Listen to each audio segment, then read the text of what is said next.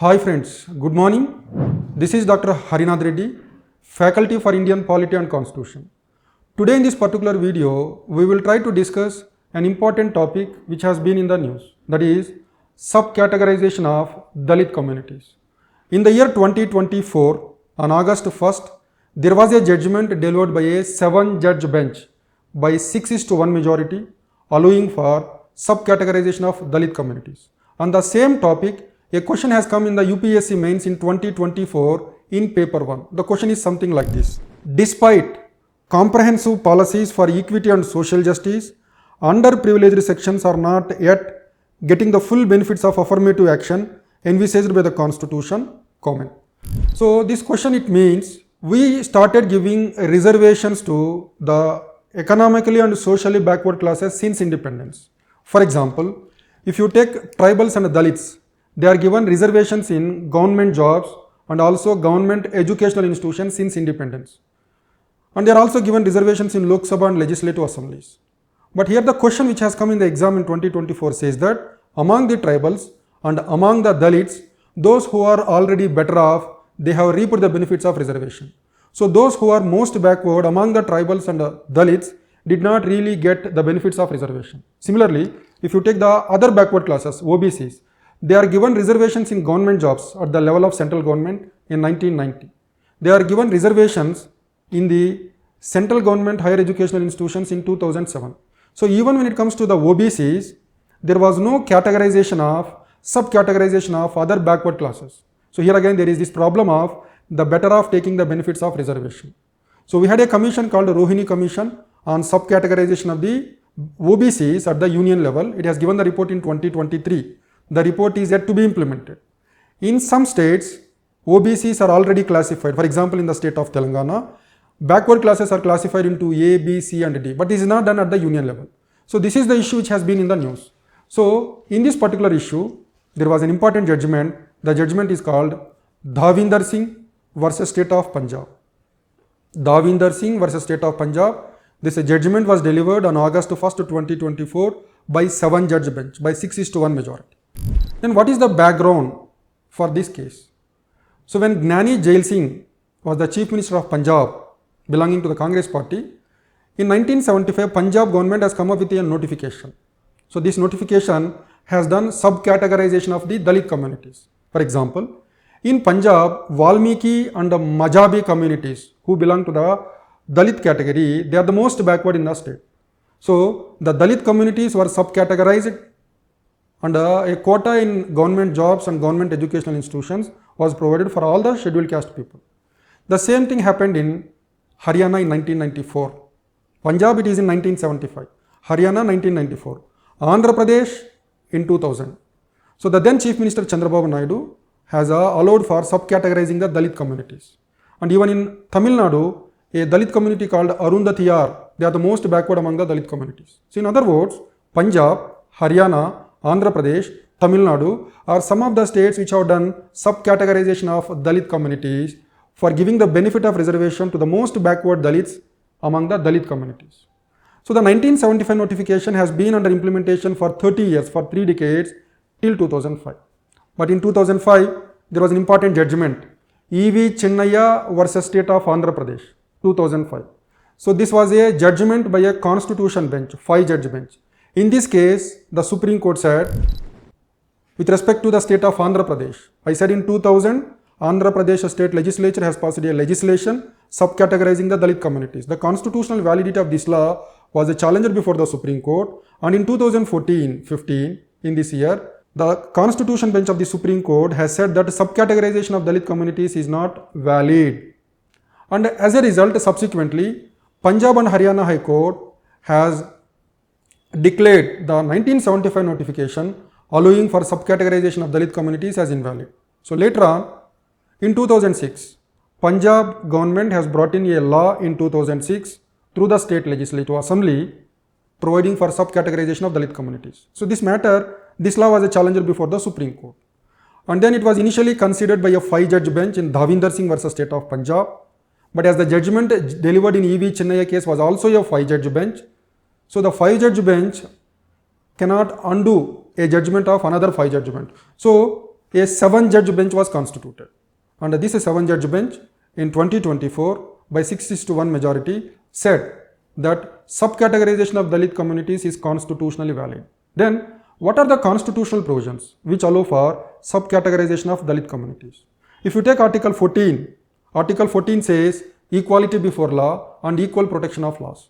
Especially the second one, if you take the equal protection of laws, it says there can be equality only among the equals. But as you know, if you take the different castes within the Dalit communities, they are not equal. Some are relatively better off, some are most backward.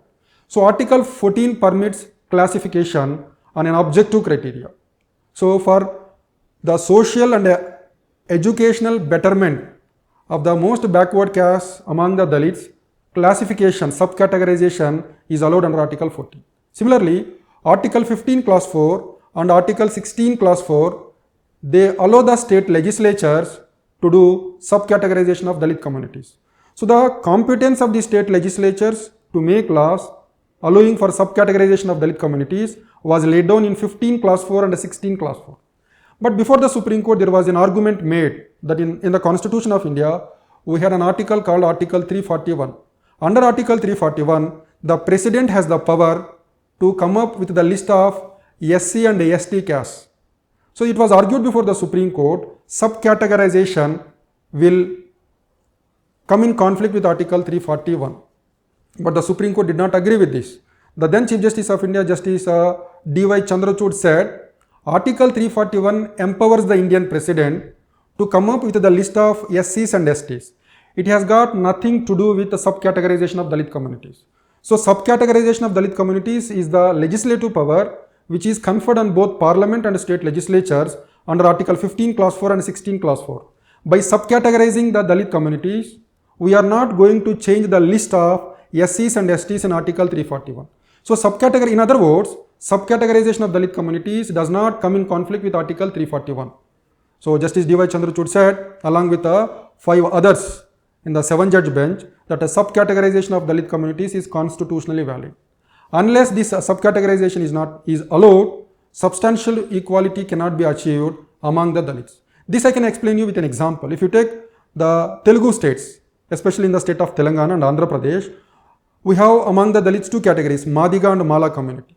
If you take Mala community, though their population was merely 40%, in the higher civil services, their representation is to the extent of 80%, which means Mala community has got much better benefited compared to the Madiga community. If there is a sub-quota for the Madiga community separately, then the interests of Madiga community in terms of reservations in jobs and government educational institutions can be much better protected. That's the relevance of the importance of the judgment. But the Supreme Court in this case has also said, while doing the subcategorization of Dalit communities, all the benefits of reservation in jobs and educational institutions cannot be given to one caste among the Dalits. That is not allowed.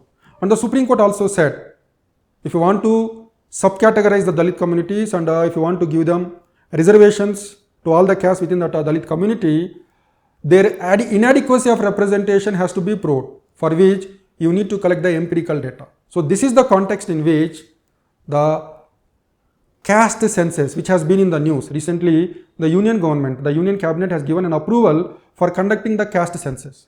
So conducting the caste census has got legitimacy after the judgment of the Supreme Court in Davinder Singh versus State of Punjab 2024. Now there is a lot of debate on whether caste census is good or bad. So we will come up with a separate video on the merits and demerits of caste census in another video. But for now, our conclusion is the judgment given by the Supreme Court in Davinder Singh versus State of Punjab has formally allowed for taking up a caste census. We all know that among the other backward classes, subcategorization was allowed by the Indian Supreme Court in the Mandal judgment. In the Mandal judgment of 1990, the Indian Supreme Court has allowed the subcategorization of the OBC communities. So by relying on that particular judgment, Justice D.Y. Chandrachud said, even among the tribals and Dalits, subcategorization of the Dalit and the tribal communities is constitutionally valid and it will be allowed. So what is the consequence of this judgment? The Supreme Court has upheld the laws which provided for subcategorization of Dalit communities in the states of Punjab, Andhra Pradesh and Tamil Nadu to be constitutionally valid. So by going in for subcategorization of Dalit communities, we will be advancing the social and educational advancement of the most backward within the Dalit community, within the tribal communities. After this judgment has come, states like Karnataka and Telangana have done the subcategorization of Dalit communities, and they are trying to give reservations for the most backward Dalits among the Dalit communities. Even Andhra Pradesh has done this job. So that's it about the judgment of the Supreme Court in Davinder Singh versus State of Punjab. Remember friends, a question has already come on this judgment in GS paper 1 last year in 2024 in the month of October, November. That has come in paper 1, but this is a topic of Indian polity. Probably you can expect one more question in GS paper 2 on the same judgment. It is very much possible. That's why a topic is important. Thank you and all the best.